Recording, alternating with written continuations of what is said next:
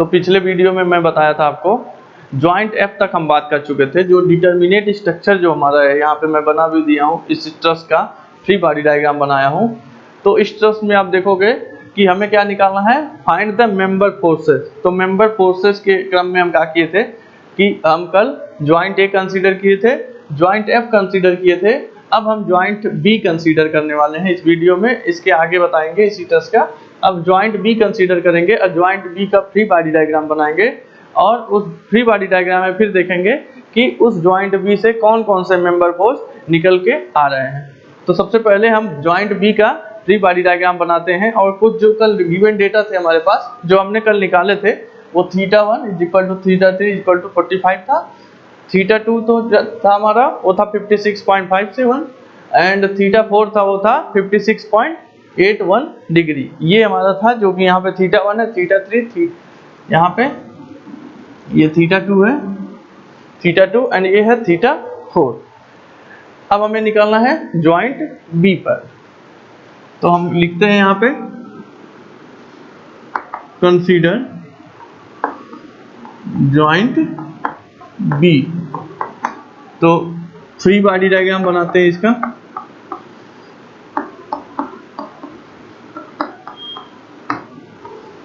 Free body diagram इसका बनाते हैं।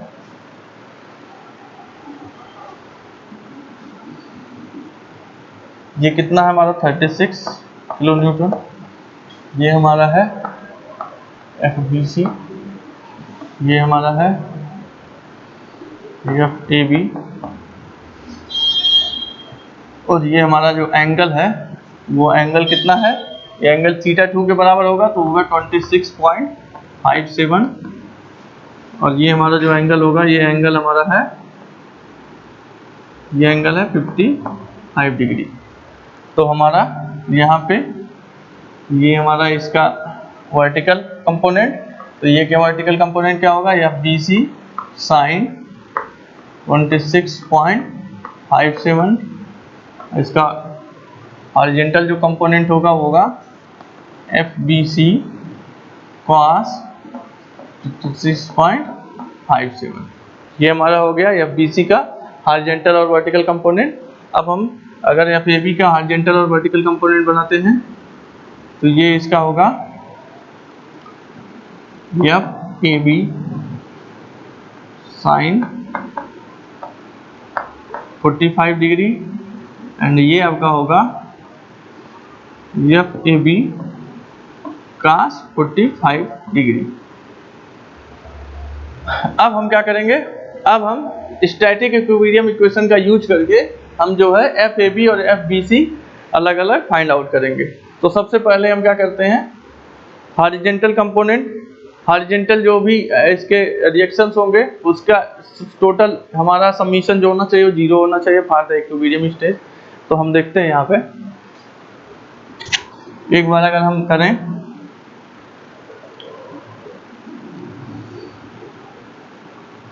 समीशन ऑफ V = 0 गिव्स, अगर हम समीशन ऑफ V मतलब सारे वर्टिकल फोर्सेस को अगर 0 इक्वेट करें तो वर्टिकल फोर्स कौन कौन से हैं, ये है और ये है, ये तीनों आपका वर्टिकल फोर्स है। तो हम इसको लिखते हैं FBC साइन 26.57 डिग्री। इसी के डायरेक्शन में ये भी है FAB साइन 45 डिग्री, और ये इसके अपोजिट डायरेक्शन में माइनस का 36 = 0। यहाँ से हम कहा गया FBC sine 26.57 degree plus FAB sine 45 degree = 36। ये आपका एक इक्वेशन बन गया, जो आपका है रिलेशन किसके किसके बीच में, member force BC and member force AB और BC के मेंबर फोर्स के बीच का एक रिलेशन हमारे पास एक तैयार हो गया इक्वेशन के फॉर्म में। अब हम दूसरा देखेंगे, हॉरिजॉन्टल फोर्सेस को अगर हम 0 के इक्वेट करें तो हॉरिजॉन्टल फोर्स हमारे पास क्या क्या है, FBC cos 26.57 डिग्री एंड हमारे पास एक हॉरिजॉन्टल फोर्स यहाँ पे होगा FAB cos 45 degree is equal to होना चाहिए टोटल 0। इसको भी देखते हैं।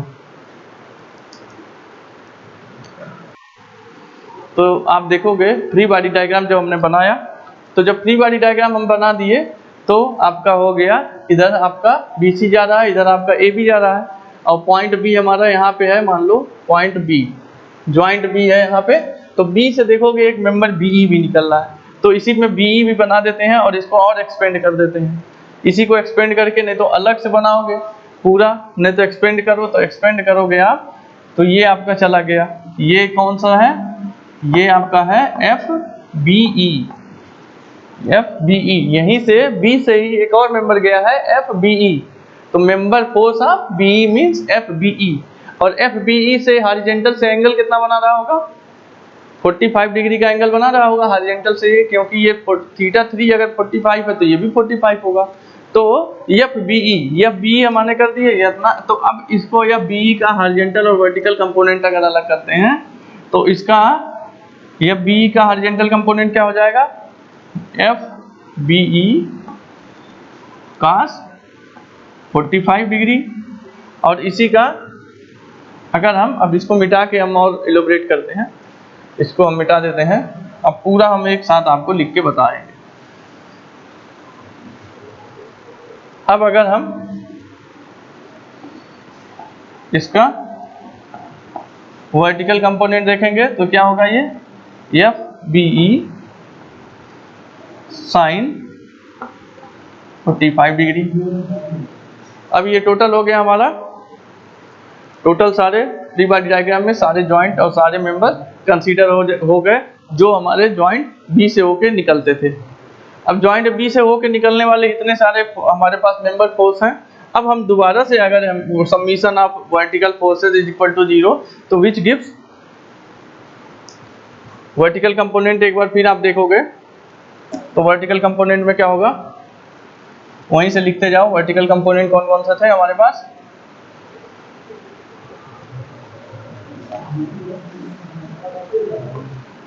FBC cos 26.57 प्लस ये FAB cos 45 डिग्री, और क्या था हमारे पास, सॉरी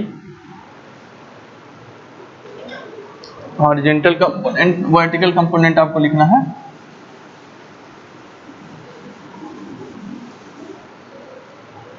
वर्टिकल कंपोनेंट लिखते हैं ये वाले, ये FBC sin 26.57 प्लस ये भी आपका है FAB sin 45 डिग्री माइनस ये आपका इसके अपोजिट है वर्टिकल। उसके बाद ये हो गया आपका, ये तीनों हो गए वर्टिकल, और एक वर्टिकल आपका है ये भी माइनस में जाएगा, FBE sin 45 degree should be equal to 0। अब ये हो गया 0। अब इसमें सारे के सारे जो है वर्टिकल फोर्सेस इसमें ऐड हो गए, सारे इन्वॉल्व हो गए, जो भी ज्वाइंट से होकर मेंबर फोर्स निकलता था उसके सारे के सारे जो वर्टिकल कंपोनेंट थे as well as vertical reaction and load, वो सारे हमने कंसीडर कर लिए इसमें। तो ये क्या होगा, इसको आप और थोड़ा सा अगर इलुस्ट्रेट करते हैं तो FBC हमें पता नहीं है, तो FBC sin 26.57 प्लस FAB की वैल्यू शायद आपने निकाला था, FAB की वैल्यू आई थी -34। कल जब हमने निकाला था FAB की वैल्यू तो आया था -34।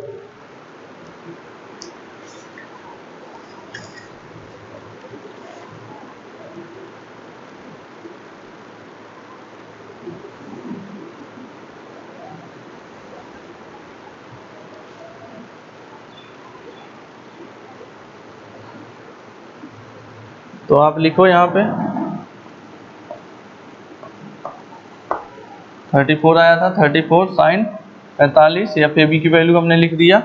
अब क्या बचा यहाँ पे -36 minus FBE, F B E की हमें वैल्यू पता नहीं है, F B E sine 45 is equal to 0। अब इसको और थोड़ा सॉल्व करेंगे, जब साइन 26.57 की वैल्यू जब रखेंगे और साइन 45 डिग्री की वैल्यू रखेंगे और इसको और ज़रा एक वो करेंगे, सॉल्व करेंगे, तो लास्ट में इक्वेशन लिख दे रहा हूँ कि लास्ट इसका इक्वेशन क्या बनेगा दो वेरिएबल के टर्म्स में। तो आप देखोगे यहाँ पे जो हमने इक्वेशन लिख दिया है, F B C sine 26.57 degree plus 34 sine 45 degree minus 36 minus F B E sine 45 degree is equal to 0 था, तो हमने लिखा है एफ बी ई की वैल्यू यहाँ निकाली है, F B E equal to होगा 0.632 एफ बी सी माइनस 17। जब इसको आप सॉल्व करोगे तो F B in the term of F B C आएगा आपका 0.632 एफ बी सी माइनस 17। ये इक्वेशन नंबर, इसको आप 1 बना लो। अभी इसकी आप हेल्प से जब आप समीशन आप एच करोगे तो वहाँ पे एफ बी ई की वैल्यू पुट कर दोगे तो एक वेरिएबल आपको वहाँ से फाइंड हो जाएगा। तो आप दूसरे नंबर पे हम क्या करते हैं, दूसरे नंबर पे आप लिखते हैं, दूसरे नंबर पे आप लिखते हैं summation of h equal to 0। ये क्या मिलेगा इससे, समीशन ऑफ h, तो हॉरिजॉन्टल फोर्सेस 0 करेंगे तो यहाँ से हमें मिलेगा एफ ए बी कास 45, एक ये है, उसके बाद एक हमारे पास है plus F B C cos 26.57, ये हो गया, एक ये भी है plus F B E cos 45 degree is equal to 0। यही तीनों हॉरिजॉन्टल हैं, 1 और 2 और आपका ये 3 हॉरिजॉन्टल है, तीनों एक ही डायरेक्शन में दिख रहा होगा आपको फिगर में, फ्री बॉडी डायग्राम में। तो तीनों का जो समीशन होना चाहिए वो 0 के इक्वल होना चाहिए for the static equilibrium condition. तो वहां से हम क्या करेंगे, अब यहाँ से देखो एफ बी ई की वैल्यू हम 34 निकाल चुके थे cos 45 degree plus F B C cos 26.57 degree plus, अब यहाँ देखोगे ध्यान से तो एफ बी ई है, एफ बी ई कास 45 है, और अभी तक हमने यहाँ पे लिखा है तो यहाँ एक ही वेरिएबल है एफ बी सी और यहाँ पे एक वेरिएबल और आ रहा है एफ बी ई। तो क्यों ना हम एफ बी ई को इन द टर्म आप लिख दें एफ बी सी, क्योंकि ये पिछले वाले इक्वेशन में आपने निकाल दिया है F B E should be equal to 0.32 F B C minus 17। तो हम जो है एफ बी ई की जगह पे 0.632 एफ बी सी माइनस 17 अब पुट कर देते हैं। तो यहाँ एफ बी ई की जगह हम लिखते हैं 0.632 एफ बी सी माइनस 17, ये हो गया बी की वैल्यू और हो गया कास 45 डिग्री इज इक्वल टू 0। अभी एक पास आपके पास इक्वेशन है, इसमें इस इक्वेशन में आप देखोगे सिर्फ एक वेरिएबल है और वो वेरिएबल कौन सा है, एफ बी सी। तो यहाँ पे इसको आप कैलकुलेटर से खुद सॉल्व करो, यहाँ पे देखो कि एफ बी सी की वैल्यू क्या आ रही है, फिर मैं लिख भी दे रहा हूँ आंसर।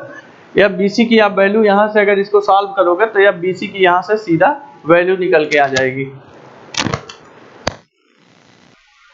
तो अब देखोगे यहाँ पे जो वैल्यू आई एफ बी सी की वो हमारी आ गई माइनस का 8.94 किलो न्यूटन, तो ये नियर अबाउट है अराउंड 9 किलो न्यूटन। तो 9 किलो न्यूटन ये है माइनस का, तो माइनस क्या रिप्रेजेंट करता है, ये आपका है 9 किलो न्यूटन, यहाँ लिखोगे कंप्रेसिव, मतलब हमारे पास एफ बी सी की जो वैल्यू आ गई वो 9 किलो न्यूटन है और वो कंप्रेसिव इन द नेचर है। ये हो गया हमारा एफ बी सी। अब हमें क्या निकालना है, एफ बी ई। अब अगर हम एफ बी सी की जो वैल्यू हम निकाल लिए हैं, अगर हम इक्वेशन 1 में देखने जाएंगे तो इक्वेशन 1 में जो है F B E is equal to है 0.632 F B C minus 17। F B C की वैल्यू हम यहाँ से उठा के यहाँ अगर रख दें तो हमें एफ बी ई की अल्टीमेटली वैल्यू पता चल जाएगी। तो हम यहाँ लिखते हैं फ्रॉम इक्वेशन 1, यहाँ से F B E is equal to क्या होगा 0.632 मल्टीप्लाइड बाई -9 और -17, ये आपका आएगा। यहाँ से आप देखोगे FBE की वैल्यू आपको निकल के आ जाएगी, वो आएगी कुछ, इसकी जो वैल्यू आएगी वो आएगी -22.7 किलो न्यूटन। तो इसको आप लिखोगे FBE equals to 22.7 kilo newton, आगे लिखोगे कंप्रेसिव। तो आपका जो आ गया यहाँ पे वो आ गया कंप्रेसिव फोर्स आ गया यहाँ पे, मेंबर फोर्स जो है FBE हो गया 22.7 किलो न्यूटन का। तो ये आपका निकल गया। इस ज्वाइंट से हमें दो मेंबर फोर्स निकले, कौन कौन से, FBC निकल के आया और FBE निकल के आया। दोनों का नेचर कैसा था, दोनों कंप्रेसिव इन द नेचर थे। अब हम आगे और दूसरा ज्वाइंट सेलेक्ट करेंगे और दूसरे ज्वाइंट सेलेक्ट करके उसमें देखेंगे कि बाकी जो मेंबर फोर्स हैं वो कितने आ रहे हैं। अब हम देखेंगे magnitude and nature of the forces acting on the member in the truss. इसका हम टेबल बना लेंगे, इतने सारे फोर्सेस हैं, सफिशिएंट है। तो अब इस लिखेंगे हम magnitude and nature of the forces in member. तो सबसे पहले मेंबर, कौन कौन से मेंबर थे, दूसरा मैग्नीट्यूड, अब तीसरा हमारा क्या होगा, नेचर।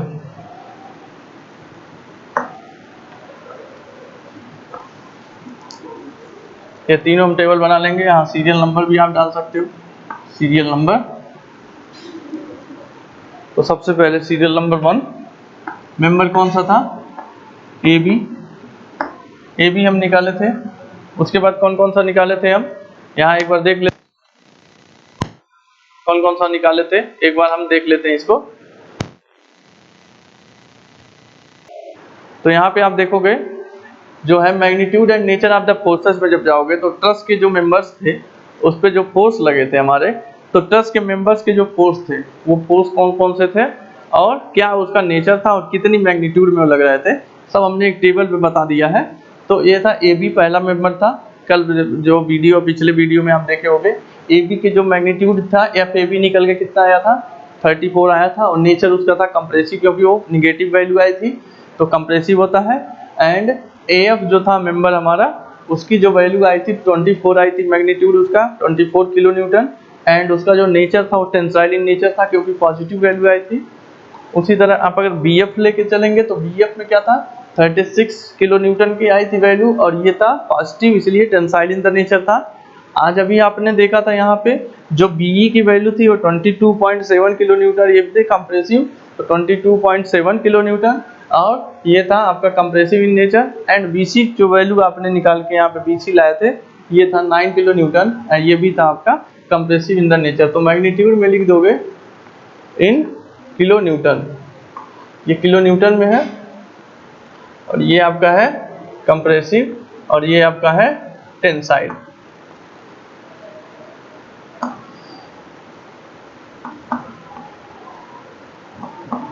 तो ये तो था, ये आप लास्ट में एक टेबल से आप दिखा सकते हो, थोड़ा अच्छा इम्पैक्ट देता है।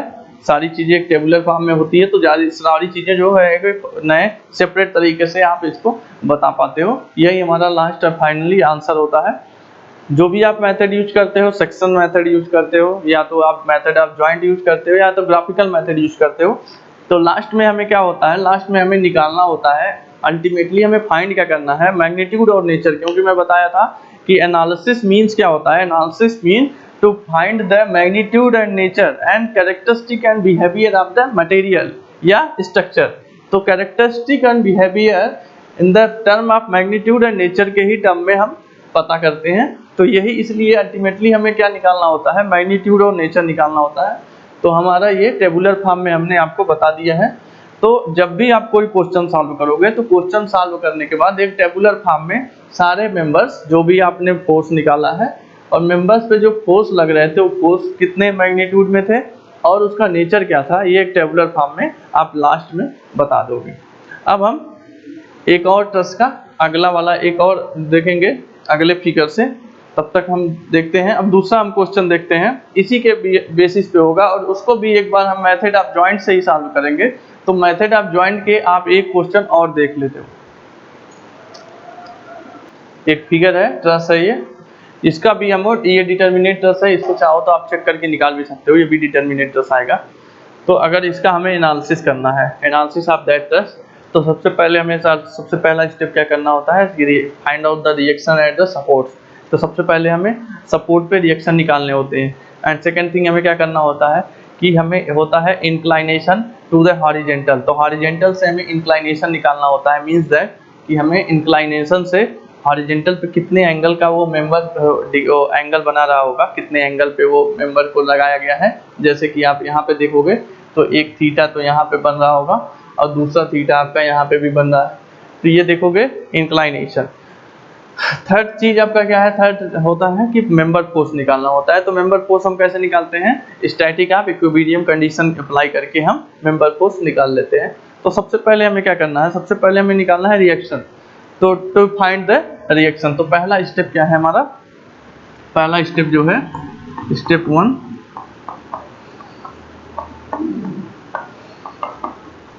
To find the support reaction, to find the supports reactions। अब हमें सपोर्ट रिएक्शन निकालना है। तो सपोर्ट रिएक्शन के लिए क्या करना होगा हमें कि अगर हमें मान लें let B A is vertical reaction at support A and BC and HC is vertical and horizontal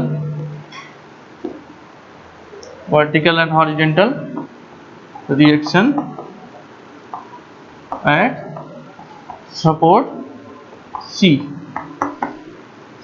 देखेंगे अगर सपोर्ट ए पे हमारा जो भी रिएक्शन होगा उसको अगर हम बी ए कंसीडर करते हैं, क्योंकि इस पर रोलर सपोर्ट है, रोलर सपोर्ट पे तो हॉरिजॉन्टल रिएक्शन आएगा नहीं, तो हम एक ही रिएक्शन होता है, बताया ही था मैंने। तो रोलर सपोर्ट पे सिर्फ वर्टिकल रिएक्शन होगा बी ए, और जो बी सी पे होगा, सी पॉइंट पे होगा, वो होगा हमारा B C and H C. ये वर्टिकल है एंड एच सी है हमारा हॉरिजॉन्टल रिएक्शन। अब हमें क्या करना है, अब हम देखते हैं free body diagram of that truss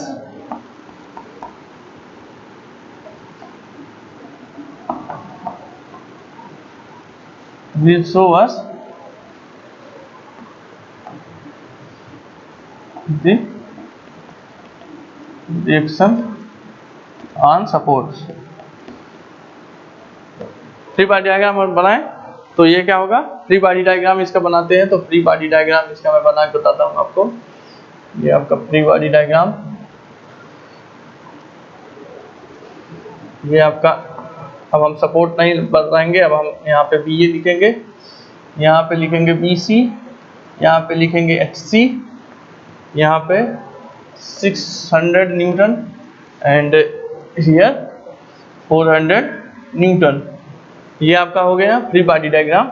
ये है आपका ए, ये है बी, ये है सी एंड ये है डी।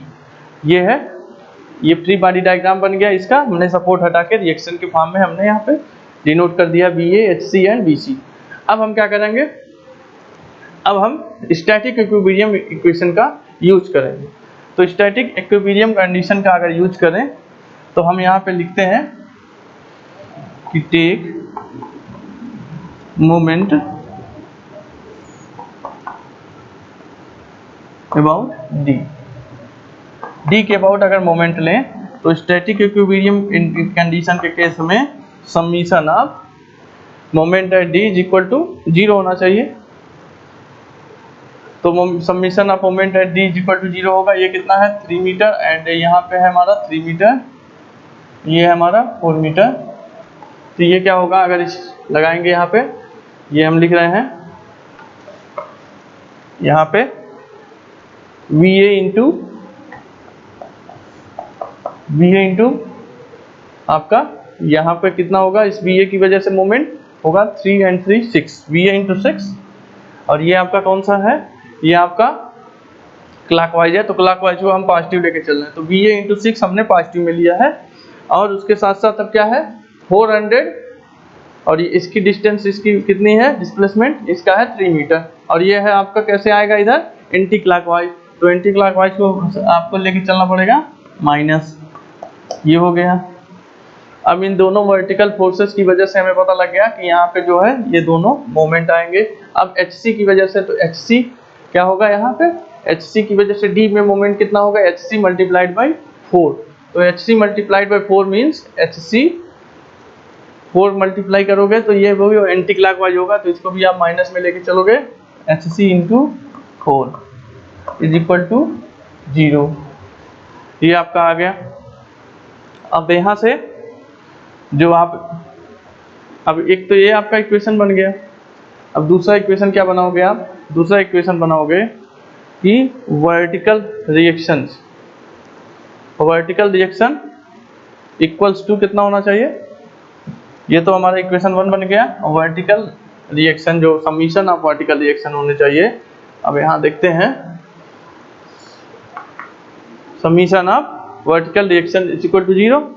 तो वर्टिकल कौन कौन से हैं, VA है और ये है और ये हमारे पास, तो मतलब कि अगर हम लिखें VA और ये दोनों अपोजिट डायरेक्शन में, माइनस में लिखो 400 माइनस में लिखो VC is equal to 0, means that VA minus VC is equal to 400। ये हमारा इक्वेशन नंबर 2 है।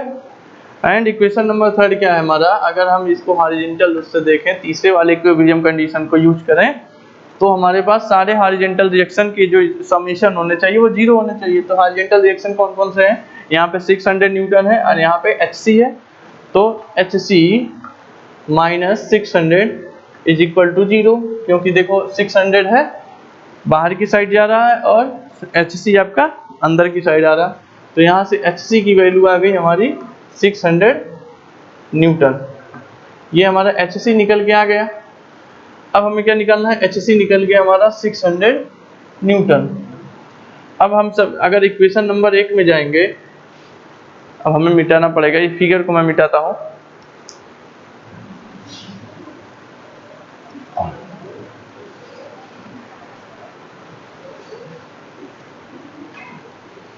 तो अगर हम इक्वेशन नंबर 1 में जाएं, तो इक्वेशन नंबर 1 में क्या था, VA into 6 minus 400 into 3 minus HC into 4। अब इसमें HC की वैल्यू हमने पता लगा लिया 600 है, तो यहाँ पे वेरिएबल बस रह गया VA, तो यहाँ से VA आसानी से हम कैलकुलेट कर पाएंगे।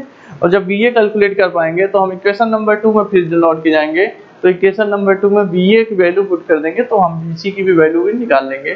तो मीन्स हमारे पास जो तीनों जो हॉरिजॉन्टल और वर्टिकल रिएक्शंस थे अलग अलग, वो तीनों हमें इस स्टैटिक इक्विलिब्रियम इक्वेशन से निकल के आ जाएगा। तो हम क्या करें, सबसे पहले फ्रॉम इक्वेशन 1 से, इक्वेशन 1 में क्या था, VA इंटू 6 माइनस 403 मतलब कितना 1200 माइनस HC की वैल्यू आप सीधा लिखो 600 multiplied by 4 is equal to 0। तो VA into 6 is equal to, ये दोनों ऐड कर दोगे उधर ले जाके, तो ये होगा 2400 1200 में 3600, तो VA इज इक्वल टू होगा 3600 डिवाइडेड बाई 6 मीन्स कितना हो गया 600 न्यूटन। ये आपकी VA की वैल्यू आ गई।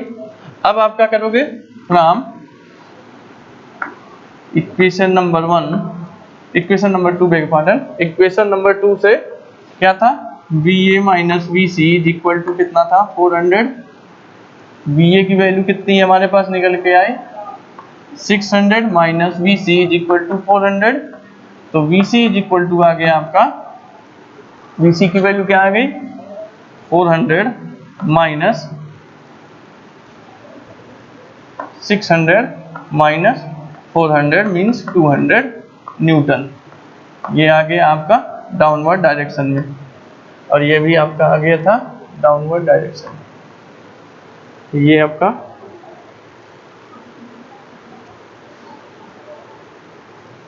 आपका निकल के आ गया, ये अपवर्ड डायरेक्शन में था वेग, ये डाउनवर्ड डायरेक्शन में आ गया। अब यहाँ से हम जो है निकाल लिए हैं। अब हम क्या करेंगे, अब हम तीनों निकाल लिए, मीन्स अगर हम फ्री बॉडी डायग्राम बनाए तो VA की जगह हम कितना लिखेंगे, VA की जगह लिखेंगे 600 न्यूटन, और यहाँ पे VC की जगह हम क्या लिखेंगे 200 न्यूटन। ये हमारा फ्री बॉडी डायग्राम बन गया, और हमने स्टेप 1 पूरा कर लिया। स्टेप 1 क्या हुआ था, स्टेप 1 में था कि to find the reaction at the support, तो हमने रिएक्शन सारे सपोर्ट पे निकाल लिए। अब हमें क्या निकालना है, तो हमें निकालना है inclination of the member to the horizontal. दूसरा स्टेप है inclination of the member to the horizontal. तो हॉरिजॉन्टल इंक्लाइनेशन निकालते हैं उस मेंबर्स के अलग अलग। तो अब देखेंगे, अब हम तो सारे निकाल लिए, अब इंक्लाइनेशन निकालने हैं। तो हम इंक्लाइनेशन निकालेंगे, इसको हम विरेज करते हैं।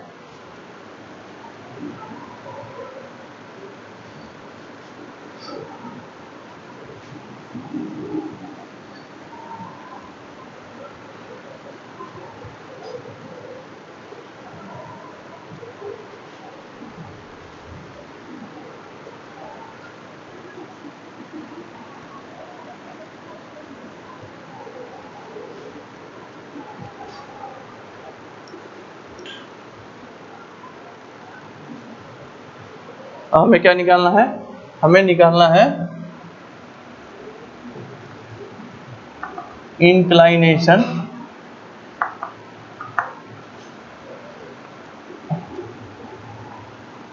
Of the member to the horizontal.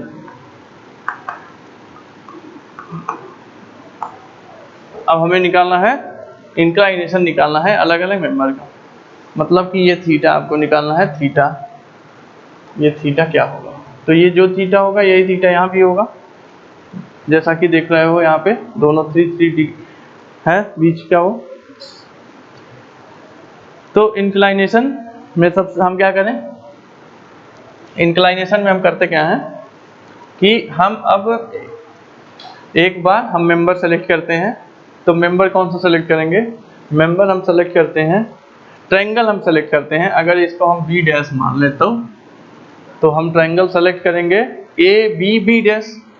A B B dash में आप देखोगे कि अगर आपको साइन थीटा की वैल्यू पता लगानी हो तो क्या होगा, तो यहाँ पे हम triangle A B B dash select कर रहे हैं।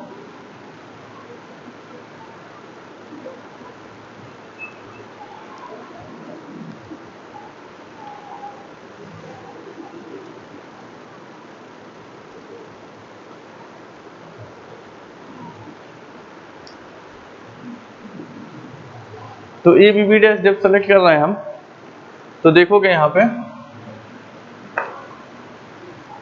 हम एक यहाँ पे अलग से बना दे रहे हैं फिगर। ये है आपका ए, ये है आपका बी, ये है आपका बी डैश, और ये आपकी है 4 मीटर है, ये आपका 3 मीटर, और ये आपका है थीटा। तो यहाँ से साइन थीटा क्या होगा, साइन थीटा क्या होगा आपका,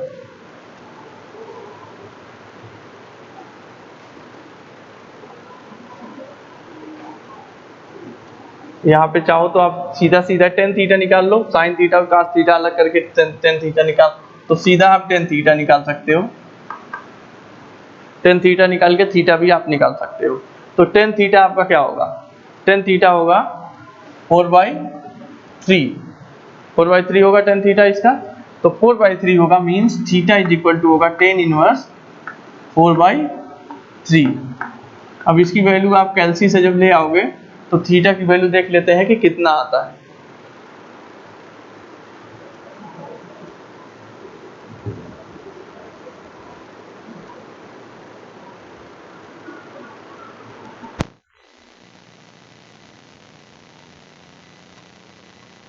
आप देखोगे कि यहाँ पे जो है थीटा की वैल्यू हमारी आई 25.32। इसका दूसरा तरीका भी देख लेते हैं, दो तरीका है। मानिए यहाँ 10 का आप थीटा की वैल्यू रखे, फिर अभी कास थीटा और साइन थीटा जब कोई कंपोनेंट हम अलग अलग रखेंगे, हॉरिजॉन्टल और वर्टिकल कंपोनेंट, तब भी आपको कास थीटा और साइन थीटा की अलग अलग value in the term of theta आपको अलग अलग निकालना होगा।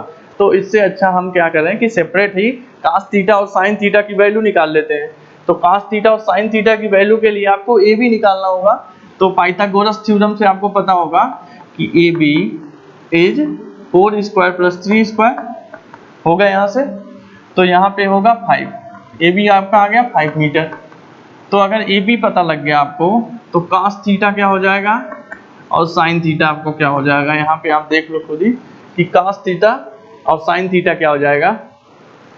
तो जो कास थीटा होगा वो आपका होगा 3/5 और साइन थीटा आपका क्या हो जाएगा 4/5। ये आपका कॉस थीटा और साइन थीटा आ गया। अब आपने सेपरेट जो कॉस थीटा और साइन थीटा निकाल लिया है, तो जब आप अभी पिछले जो क्वेश्चन में भी आप देख लिए हो कि कॉस थीटा और साइन थीटा की ही जरूरत पड़ती है हमें, जब हम हॉरिजॉन्टल कंपोनेंट और वर्टिकल कंपोनेंट को सेपरेट करते हैं अलग अलग, तो कॉस थीटा साइन थीटा की जरूरत पड़ती है और हमने कॉस थीटा और साइन थीटा को अलग अलग निकाल लिया है। तो इसकी वैल्यू डायरेक्टली आप वहां पे पुट कर पाओगे। तो कॉस थीटा और साइन थीटा की वैल्यू अब जब निकल गई हमारे पास, तो अब हम आते हैं मेंबर फोर्सेस पे। अब हम मेंबर फोर्सेस पे आएंगे, तो ये आपका इसको हाईलाइट कर लीजिए, इसकी जरूरत आपको पड़ने वाली है। अब मेंबर फोर्स पे हम आएंगे।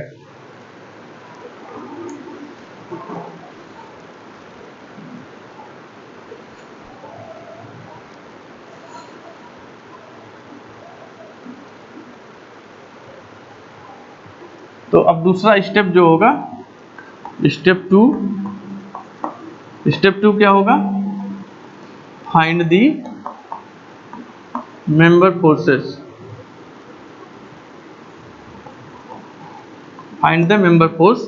तो मेंबर फोर्स के लिए पहले जो कंसीडर करते हैं ज्वाइंट ए। अब ज्वाइंट ए कंसीडर अगर हम करें, तो फ्री बॉडी डायग्राम आप बनाओगे ज्वाइंट ए का, free body diagram of joint A. Joint A का फ्री बॉडी डायग्राम हम बनाते हैं, तो ये आपका होगा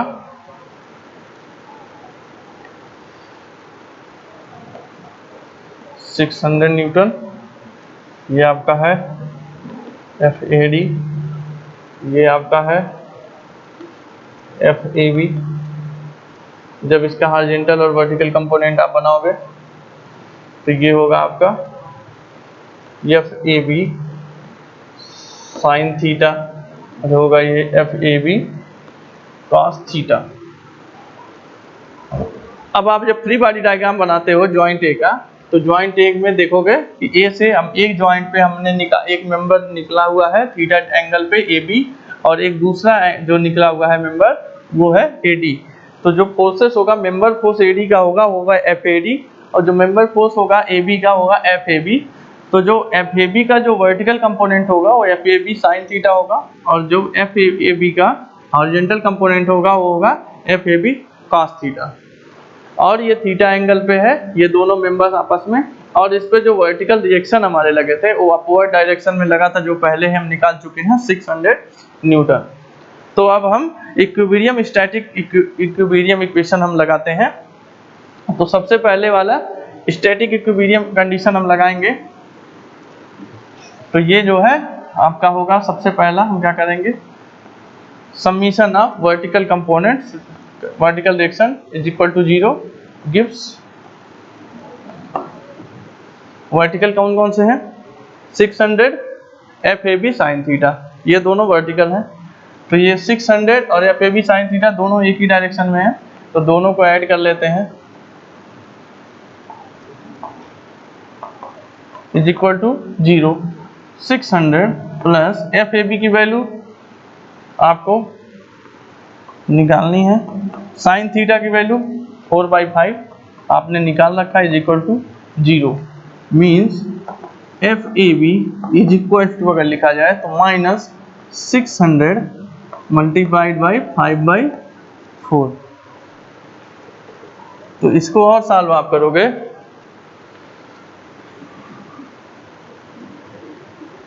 तो ये आ जाएगा 650 न्यूटन। ये आपका आ गया -650 न्यूटन। इसको सॉल्व करोगे तो ये आ जाएगा 750 न्यूटन आ गया ये। अब हो गया हमारा मेंबर फोर्स जो निकल गया, वो मेंबर फोर्स ए बी निकल के आ गया। अब हम इसी तरह मेंबर फोर्स ए बी निकाल लिए। अब हमें क्या निकालना होगा, हम निकाल लेंगे मेंबर फोर्स ए बी निकाले, अब मेंबर फोर्स ए डी भी निकाल सकते हैं हम। तो मेंबर फोर्स ए डी निकालने के लिए क्या करना होगा हमें, अभी तो हमने समीशन ऑफ वी निकाला तो एक निकल के आ गया। अब हम निकालेंगे समीशन ऑफ एच। तो समीशन ऑफ एच निकालते हैं हम, यहाँ पे ऊपर निकाल देते हैं summation of H.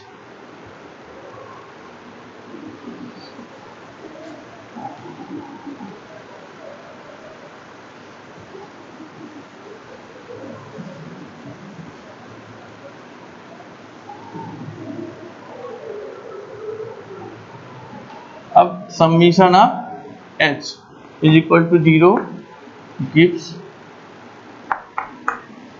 Summation of H निकालते हैं। तो समीशन ऑफ एच देखोगे मतलब सारे हॉरिजॉन्टल रिएक्शन वो 0 होने चाहिए। तो हॉरिजॉन्टल कौन कौन से हैं, एफ ए डी है, F A B cos theta है, दो चीजें हॉरिजॉन्टल हैं। तो यहाँ लिखते हैं एफ ए डी दोनों एक ही डायरेक्शन में है, F A B cos theta is equal to 0। अब देखोगे एफ ए डी की वैल्यू हमें नहीं पता है, एफ ए बी की वैल्यू हम निकाल चुके हैं, वो आया है हमारा -750 मल्टीप्लाइड बाई cos थीटा की वैल्यू कितनी आई थी 3/5 इज इक्वल टू 0। अब हम निकालेंगे इसको, तो ये होगा F A D -450 is equal to 0। F A D is equal to 450 newton, ये आ गया हमारा। और ये आपका हो गया टेंसाइल, और दूसरा वाला किस में था, ये आपका था कंप्रेसिव में था, ये आपका कंप्रेसिव में था और ये आपका टेंसाइल इन नेचर आ गया। मतलब हमें दो मेंबर फोर्स निकल गए, कौन कौन से, एफ ए डी और एफ ए बी। अब आप जो है अगला ज्वाइंट सेलेक्ट करके बाकी के भी मेंबर फोर्स इजीली फाइंड कर सकते हो। तो बाकी के मेंबर फोर्स हम आगे और निकालते हैं और देखते हैं कैसे अगले मेंबर फोर्स को निकाल देते हैं।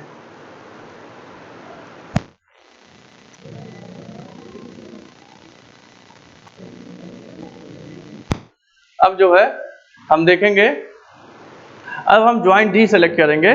तो ज्वाइंट डी पे जो भी मेंबर फोर्स ज्वाइंट डी पे जो इक्विलिब्रियम कंडीशन हम लगाएंगे, तो वो कौन कौन सा इक्विलिब्रियम कंडीशन लगाएंगे, submission of vertical forces should be equal to 0 and submission of horizontal forces equal to 0। तो ये दोनों हम लगा लेंगे।